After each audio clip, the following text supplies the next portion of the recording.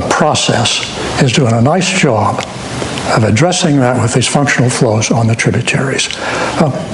We are all struggling with what the meaning of that is in the delta. And the reason it's so complicated in the delta is because this is the freshwater ocean that is full of all this extraordinary array of species. Felicia's crowd at the Water Board put out this report, and it's incredible reading about all of the important aquatic species that nobody's ever heard of, which constitute this delta ecosystem. And what we haven't managed to do is to say to the feds and others, you can move and reconceptualize the Endangered Species Act to look at what the needs are and then to get that into the discussion. And that's why I say the Fish and Wildlife Service is AWOL. They haven't done that. And you think we can do that without new federal legislation? Yes. Now, I know that goes every fish and wildlife, a NIMS expert that you talk to will say and they're lawyers. There'll be a legion of lawyers saying we've conclusively proved that it's not possible to do that. I can only rest on the fact that I administered that law intensely for 8 years, and there is space to do these things if people have the creativity to get with it and to quit this state-federal fight and sit down and work at it. Great. Terrific, okay. Okay, so you talked a little bit at the beginning about some things that you're feeling or you're especially hopeful about from the VSA process, and one of them was, this idea about functional flows, which I'm going to interpret as kind of an ecosystem-based approach. The second was science and sort of thinking about a process for building and the science and managing as you go along, and the third was money. And so love you to talk a little bit about how those things, how we can build on those concepts. Where does it need to be to fit this? We're not going to talk about the VSA per se, but just in this compact idea. Well, the struggle over the coming year is, like as always, the functional flow and the way this science is evolving on the tributaries goes a long way towards saying we can make much better use of the existing water resources in the tributaries by carefully managing those flows so that they're essentially related to the floodplains and the spawning and rearing, particularly of the salmon runs. There's some really interesting stuff being done here out on the Yolo bypass and by this guy from Cal Trout in the giant cowboy hat who's doing Jacob. you all know his name. If you haven't, don't give him your name or he'll be on your doorstep with a passionate 30-minute explanation. He's a terrific guy. Beneath all of that, there is some wonderfully evolving stuff that needs to be worked out. But the fact is that to make the VSA really work is going to take more water. Maybe not a vast amount, but it's going to take more. And that means we've got to look carefully at not only re-regulation, but at fallowing and the movement of some water rights through some process into ecological use, including flow all the way to the delta. And that's the point at which, understandably, it gets difficult, and we're not there because it's tremendously complicated. But I believe there's been an acknowledgement that we've got to get at some reduction in current use on the Sacramento side of the system. Maybe not a whole lot, but there's got to be some. And then the question, predictably, inevitably becomes, well, who's paying? Now, when we tried this back in the Bay Delta days, 20 years ago, we set up what was known as an environmental water account to provide compensation for the yielding of water rights. It's a great idea, but it depended on annual appropriations from the legislature. There is no legislature in the United States of America which is going to hear a bunch of negotiators say, we've done a deal, and it's now up to you, the legislators, to give us money in perpetuity. It doesn't happen. So the question then becomes, how do you get an economic cost-sharing system in which the water users are paying a reasonable part of the compensation which goes to those who are being affected? And that's really a simple calculus. If you spread a water diversion charge across all of the diverters from the Delta. Now, somebody's got to help me with some numbers. We divert in the Sacramento Valley, through the pumps, elsewhere, natural flow, no, just diversions. We're diverting 5-6 million acre-feet a year. Here's our man, here's the water master. Close enough. Okay, so that's 6 million acre-feet a year. Water is, the market value of water in these systems is several $100s an acre-foot. Put a diversion charge on 6 million acre-feet, there's $6 million a year to come off of a $1 an acre-foot add-on to water that's already going for a couple $100 an acre-foot.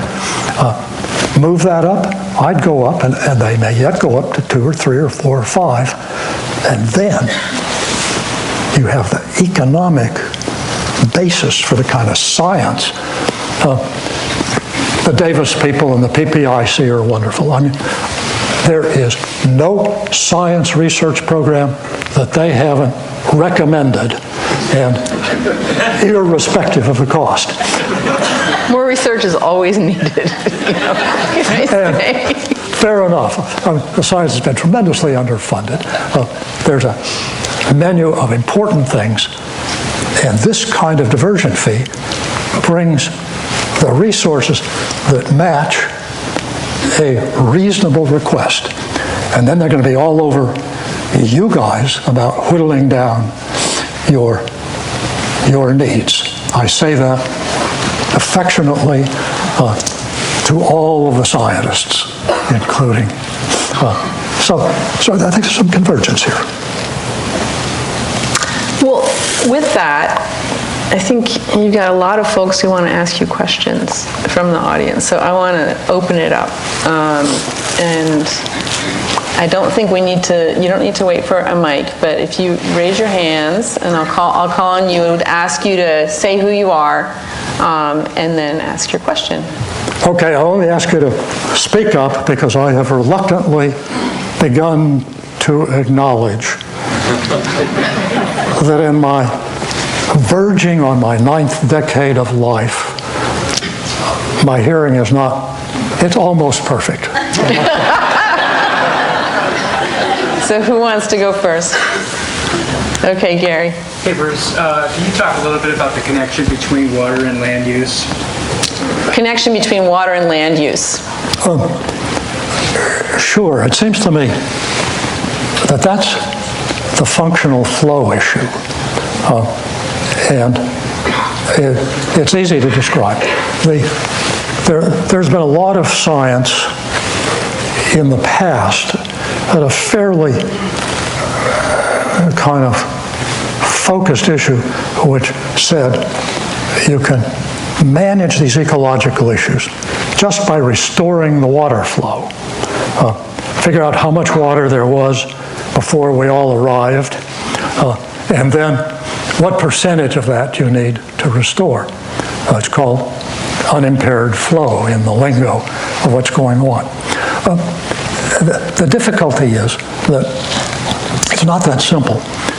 In the the biology is especially good with all the salmonid runs, because you don't just let them get sluiced down the river and out to ocean as fingerlings to get eaten by everything in sight. The more careful ecological assessment of the past said water before the advent of levees and all this was seasonally spilling out over these floodplains in all of the tributaries. I mean, it's kind of the YOLO bypass, only historically it's been happening on many different scales on all of these tributaries, and it's now a fact that the best way to manage these salmonids is so that the fry and the fingerlings take a leisurely trip out to the Pacific, growing fat, feeding and growing out on those floodplains where all of the invertebrates, phytoplankton, zooplankton, all of that is. So that says that's the land-water connection. And I do think, to the credit of a lot of people involved in this, that the habitat improvement plans are getting better and better and better in terms of saying, yes, habitat can be intimately related to how the water flows work seasonally. Yes.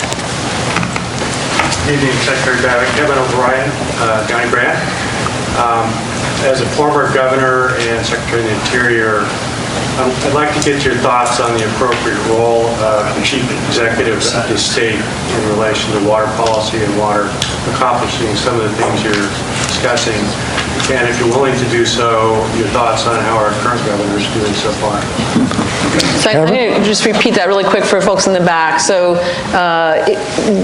potential for the current chief executive, or for the chief executive, the governor of California, to get this stuff done, and early take on how Governor Newsom's doing. Well, I assuredly won't answer the last part of your question.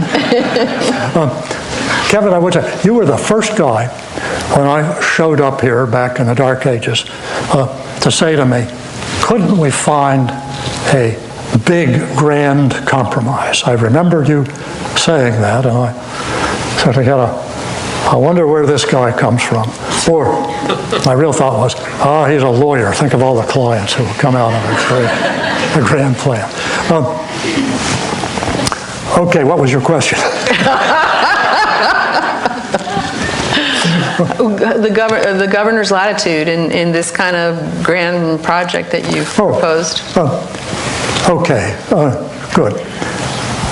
The really interesting, if were I governor of California and I had listened to somebody parachute into California and say, Governor, we need a compact.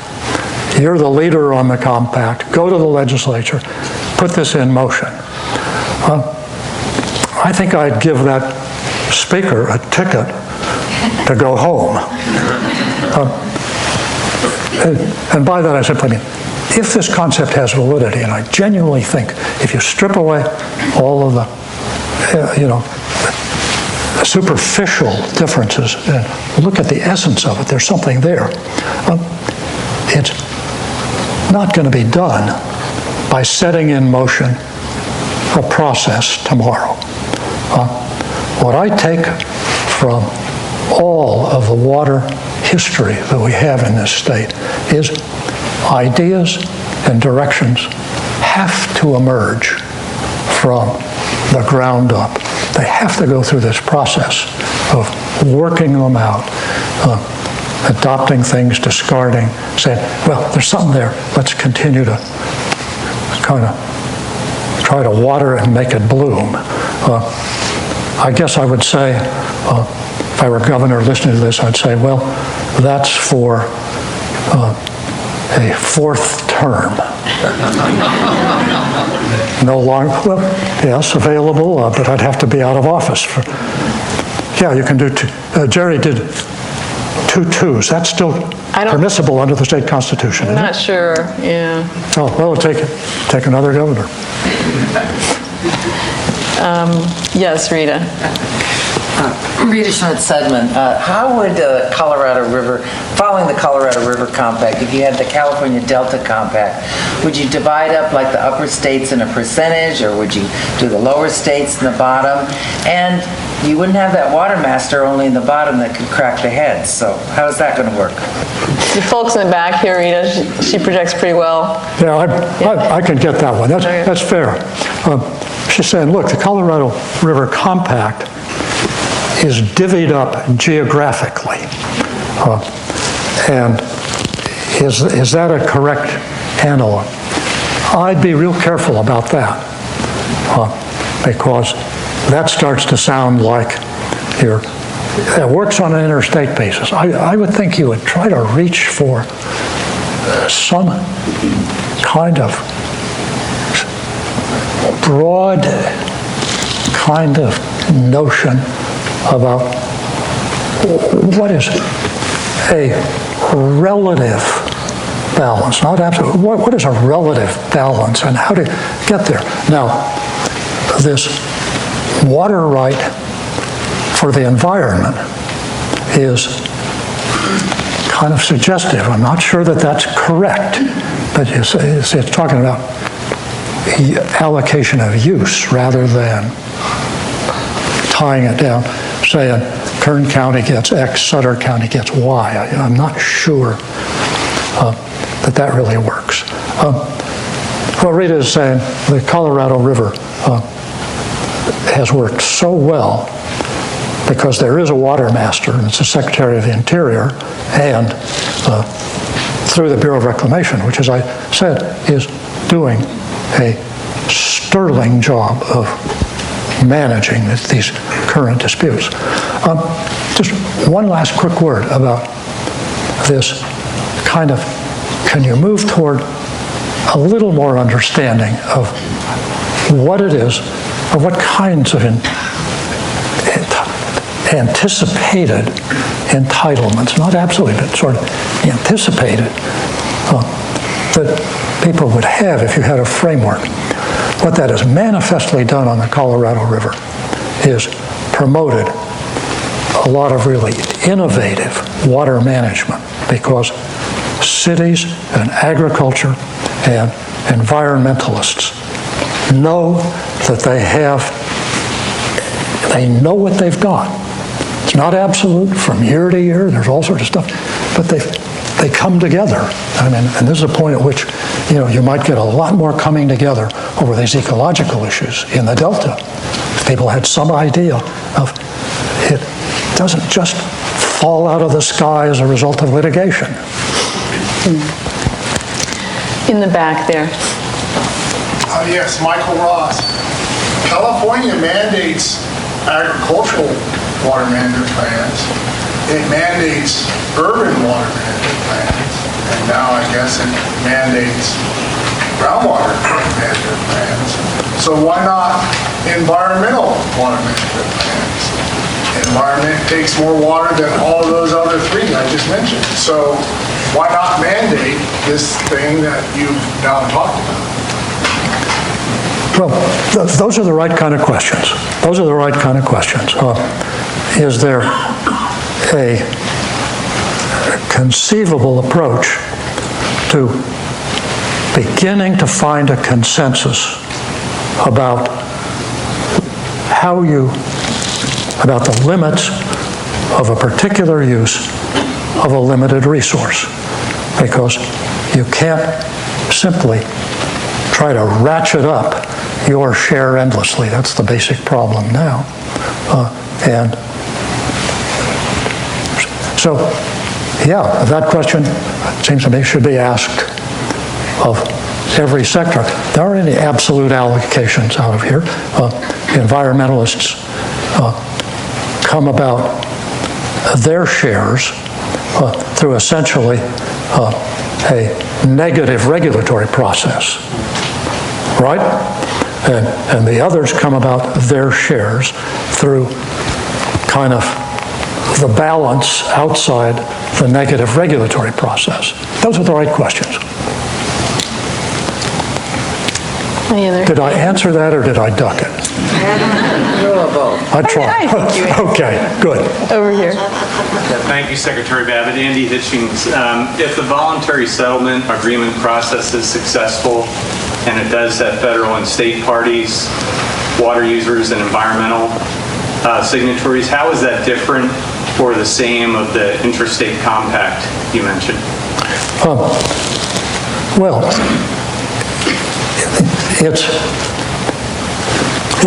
it's analogous. You've got a settlement. You've got people who have come together within a gradually narrowing framework with the regulators in the background. So yeah, think about it. The difference is that deal is for essentially for tributaries of the two rivers, involving a relatively modest share. Yeah, we need more of it, no question. So you're saying the VSA is kind of as a stepping stone for this bigger deal, maybe? That Well, process? It's certainly the process of people working together is a perfect analog. I guess what I'm groping for is the framing of that discussion was a whole set of use and regulatory restraints that you couldn't really try to overturn. So the framework is set by all this existing regulatory patchwork. The positive part is you actually have people talking and listening and some genuine attempt to make a different use of the resource. That is a relatively nuanced and somewhat different allocation. That looks, Bryce. Did Bryce raise his hand? Oh, I didn't see Bryce. Go for it. So, Governor Babbitt, are you saying that the compact isn't from an existing framework of water rights, but it might be a reallocation according to a new paradigm? I'm sorry.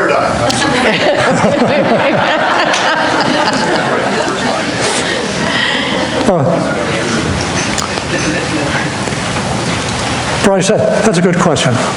Look, my idea from looking at interstate compacts is the purpose of them is not to rewrite the law of water rights in the way that they have vested in different users. I mean, I'm not that radical. Our job is not to overturn legally vested rights. Well, what's interesting about the water administration in California, in its Bay Delta concept, is that most of the water, not all of it, a huge chunk of the water, is allocated through contracts that don't really, if you have a CVP contract, there is a lot of flexibility. You don't get a defined water right. You may have a pre-16 water right, you may have lots of things.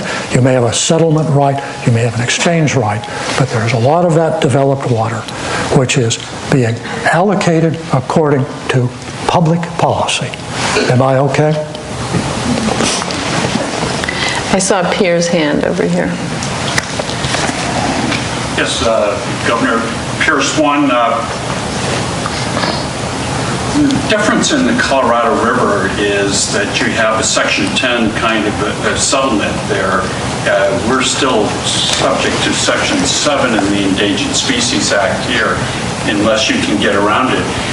why aren't we concentrating on end states? What a dynamic end state is going to be, since California works on common law and we delegated the ability to the state board in order to rebalance things in order to get to a defined end state.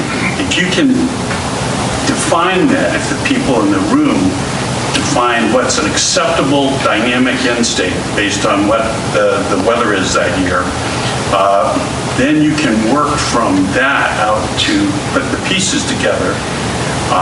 It might change water rights, but you're saying, I hear you saying that water rights aren't everything they're cracked up to be now anyway.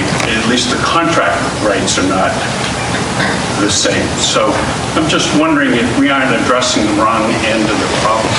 Okay. Number one, I'm saying water rights are what they're all cracked up to be.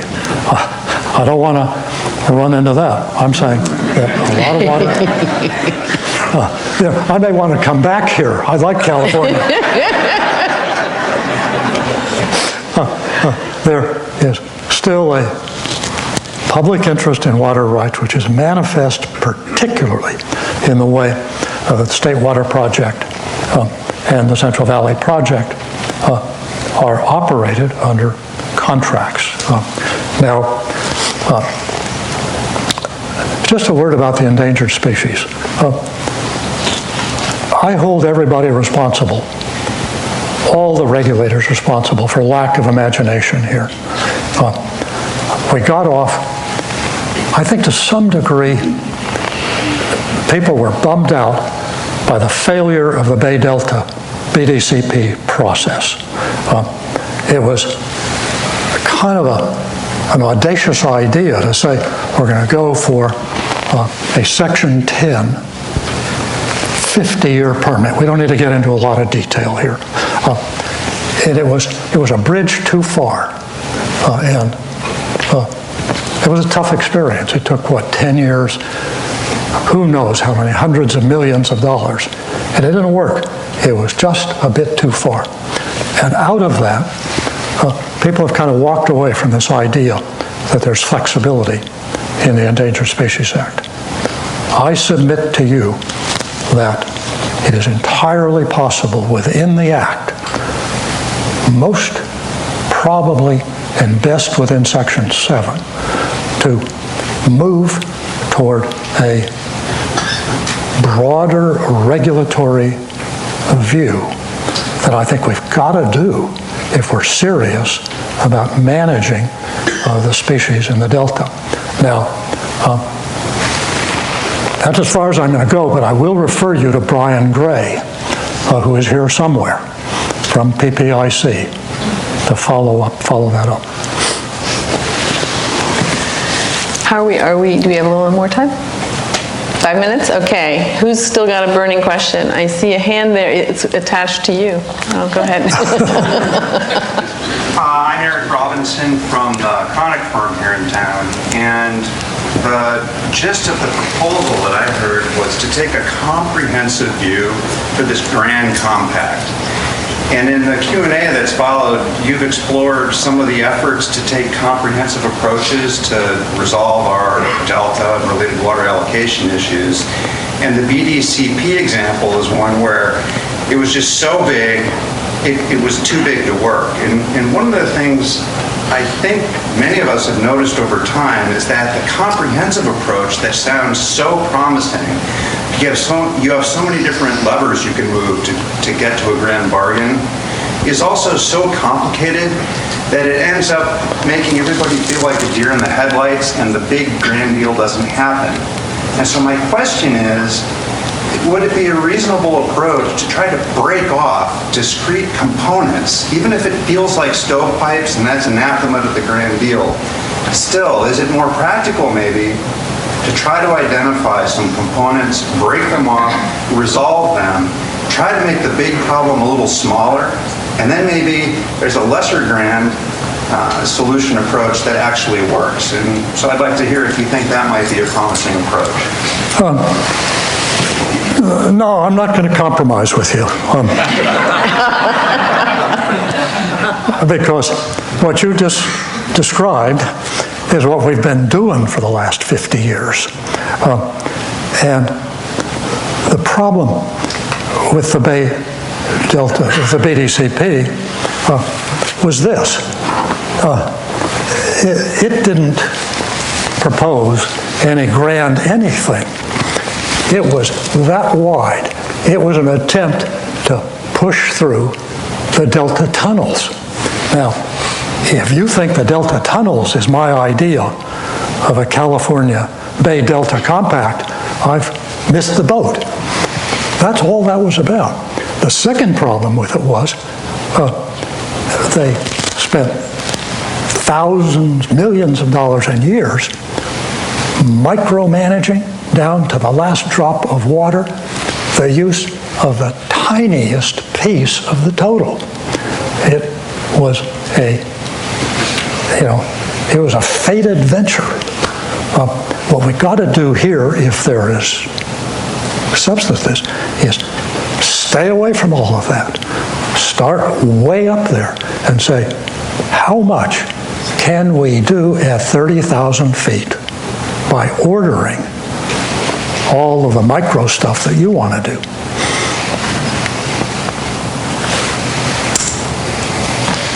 Silence. Have we had enough? We can do one more question from you in the back. My name is Bob Maddow. Governor, I listened with great interest to your analogies to the interstate commerce. Interstate compact. What I recall about the history of the Colorado River Compact, vintage 1922, is that in 1921, the then Secretary of Commerce, Herbert Hoover, said that he was prepared to do an allocation among the states unless something happened along the lines of the compact, using the compact basis. So there was a moratorium, but there was also someone who was ready to drop the hammer. And when Kevin O'Brien asked his question about the role of the California Chief Executive, we have been caught up in the difficulties Eric Robinson just described to you when we've tried to reach the grand deals, the BDCPs in the past. We haven't gotten there, perhaps because of the lack of motivation and the lack of somebody ready to drop the hammer on us. So can we steal in California from the federal history of how to create the motivation to reach a compact? Yeah, sure. That's the ultimate practical question is there, what is the hammer? I won't go all the way with your characterization of the compact. It was a bloody process. I mean, the compact was not effectively in place until 1965. The compact was signed by 6 states in 1923, but it didn't go into effect for everyone for 30 years. It was a bloody process. There was the hammer was Boulder Dam. It's a long and tangled thing, but basically California, desperate to get the infrastructure, which they clearly needed for the Imperial Valley, for flood control, for everything. California had the resources to put the aqueduct Los Angeles, and a lot of votes in Congress, but they could not get that dam authorized without an agreement. And what happened in a very complex sort of stuff is Arizona, as always, was the odd man out, refusing to go along, to be reasonable, waving the bloody shirt against California, saying anything that's good for California we oppose automatically without even talking about it. And so the compact got stuck. But Congress was not going to authorize Boulder Dam until there was a compact. And the hammer was that in 1928, the Congress finally stepped forward and put it all together. Was a classic compact process, really required intervention by the Congress. Well, that's pretty arcane stuff, and I would admonish you, you can think of all these, difficulties and, well, it's so different and all of that. What I want to leave you with is the core of a concept. And if I could come back in another life and say, well, it took them 30 years to get around to implementing this brilliant insight, I'd be quite happy. Look, it's been a lot of fun. I got to tell you, I can't tell you how much I have benefited from and learned. And just as a final coda, I have now returned to Arizona to wreak my learning on them and to try. So we're having a lot of fun. Thank you.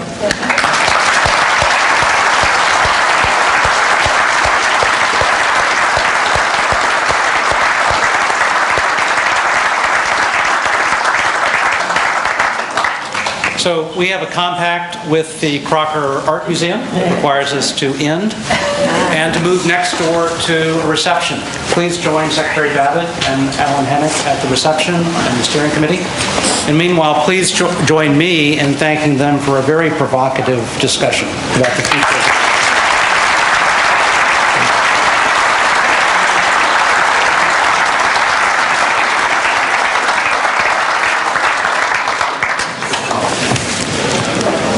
That was fun. That was good.